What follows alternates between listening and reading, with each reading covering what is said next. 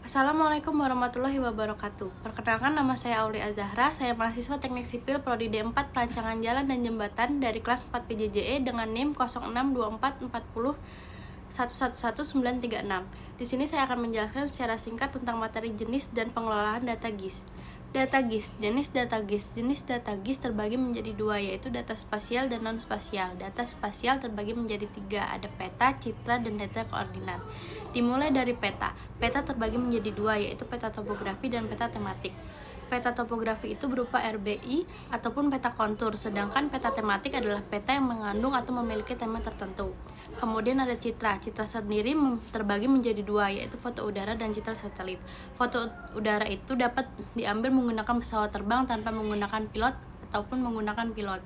Kemudian ada data koordinat. Data koordinat itu berupa data GPS, data digital elevasi model atau DEM, data pengukuran terestris. Data GPS itu data yang berupa koordinat. Lalu data digital elevasi model yang mencari titik koordinat menggunakan soft copy. Kemudian ada data pengukuran terestris, adalah data yang diperoleh langsung oleh alat ukur. Kemudian ada data non spasial, adalah data yang menerangkan kembali dari data spasial, contohnya seperti nama gedung, alamat, dan nomor induk bidang dan sebagainya. Data spasial merupakan data yang mempunyai informasi tentang posisi objek di muka bumi yang direpresentasikan dengan nilai koordinat. Data spasial ada dua, yaitu data raster. Data yang berupa foto pixel adalah model data spasial yang mempunyai struktur data yang tersusun dalam bentuk matriks atau pixel yang membentuk grid.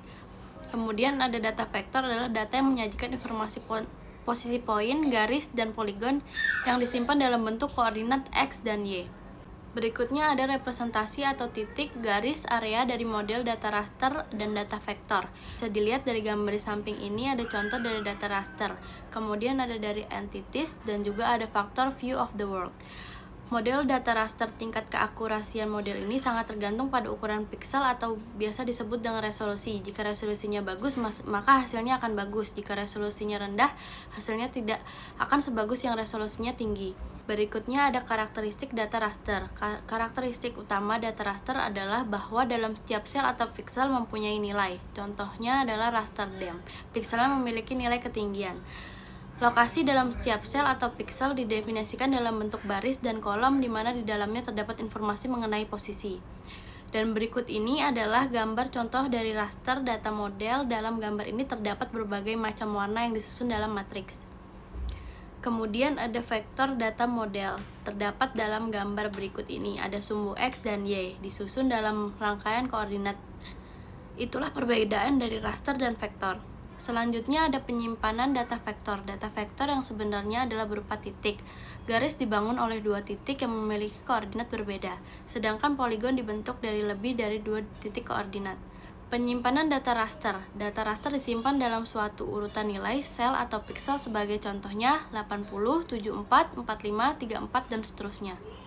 Penyimpanan data raster. Ukuran sel atau piksel menentukan bagaimana kasar atau halusnya pola atau objek yang akan direpresentasikan. Semakin kecil ukuran sel atau piksel, maka akan semakin halus atau lebih detail. Akibatnya data storage yang besar dan mempengaruhi kecepatan proses. Selanjutnya, representasi dunia nyata dengan model data vektor. Representasi dunia nyata menurut Bernhardsen atau dalam Jafar Eli 2009 bahwa sebenarnya dunia nyata dapat direpresentasikan dengan berbagai unsur sesuai dengan yang ada di lapangan. Contohnya seperti gambar di bawah ini.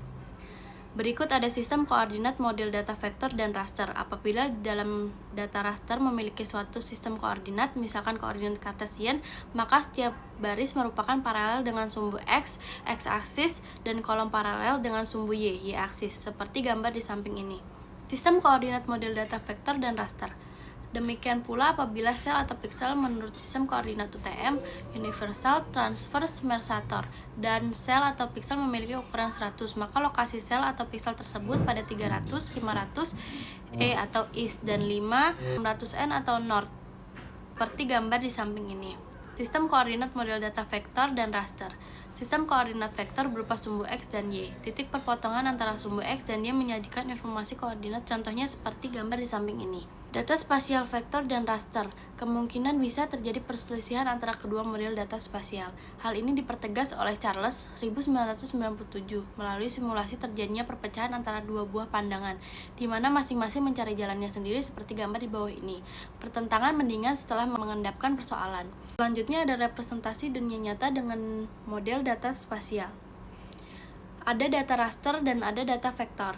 Menurut Prahasta 2009 menegaskan bahwa kebutuhan manusia bisa berbeda satu sama lainnya, bervariasi dan bahkan berubah dari waktu ke waktu, sehingga tidak ada satupun model data yang benar-benar dapat memenuhi semua kebutuhan representasi dan analisis data spasial secara sempurna.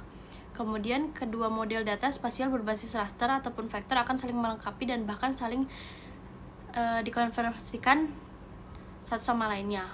Proses konversi sudah disediakan oleh software SIG. Berikut ini kelebihan model data vektor. Pertama, data berbasis vektor memerlukan tempat penyimpanan lebih sedikit di komputer. Kedua, hubungan topologi dapat dilakukan dengan mudah. Tiga, mempunyai resolusi spasial yang tinggi.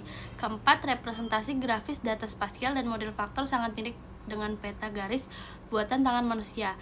Yang kelima, model data vektor memiliki batas-batas akurat, tegas, dan jelas. Dan yang terakhir, transformasi koordinat dan proyeksi pada data model vektor tidak sulit dilakukan. Selanjutnya ada kelemahan model data vektor. 1. Data berbasis vektor memiliki struktur data yang kompleks. 2. Data berbasis vektor tidak mudah untuk dimanipulasi. 3. Pengguna tidak mudah berkreasi untuk membuat program sendiri untuk memenuhi kebutuhan aplikasinya. 4. Proses untuk mendapatkan data vektor harus melalui tahapan yang disebut proses digitasi. Kelima, dalam proses mengolah dan data vektor ini diperlukan perangkat lunak dan perangkat keras yang mahal. Yang keenam, proses overlay beberapa layar data vektor secara simultan memerlukan waktu yang cukup lama.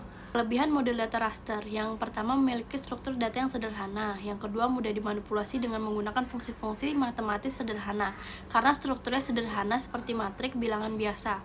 Ketiga, proses generalisasinya mudah. Keempat, gambaran permukaan bumi dalam bentuk citra raster yang didapat dari radar atau satelit penginderaan jauh lebih aktual daripada bentuk vektornya. Kelima, prosedur untuk memperoleh data dalam bentuk raster atau citra lebih mudah, sederhana, dan murah. Dan yang keenam, harga sistem perangkat lunak aplikasinya cenderung lebih murah. Dan yang terakhir, kekurangan model data raster.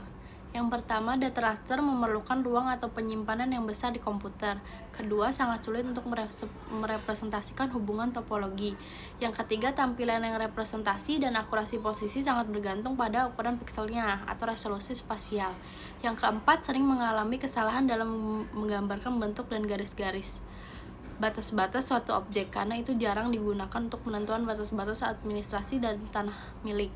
Yang kelima, metode untuk mendapatkan format data vektor melalui proses yang lama cukup melelahkan, baik proses digitasi pada instrumen-instrumen fotogrametri digital, on-screen, digitizing langsung di layar monitor komputer, maupun proses digitasi di meja digister, dan relatif mahal. Yang terakhir, transformasi koordinat dan proyeksinya lebih sulit dilakukan. Sekian video singkat penjelasan materi dari saya tentang materi jenis dan pengolahan data GIS. Jika ada kesalahan atau kurang jelas penyampaiannya di dalam video ini, saya mohon maaf. Saya ucapkan terima kasih. Wassalamualaikum warahmatullahi wabarakatuh.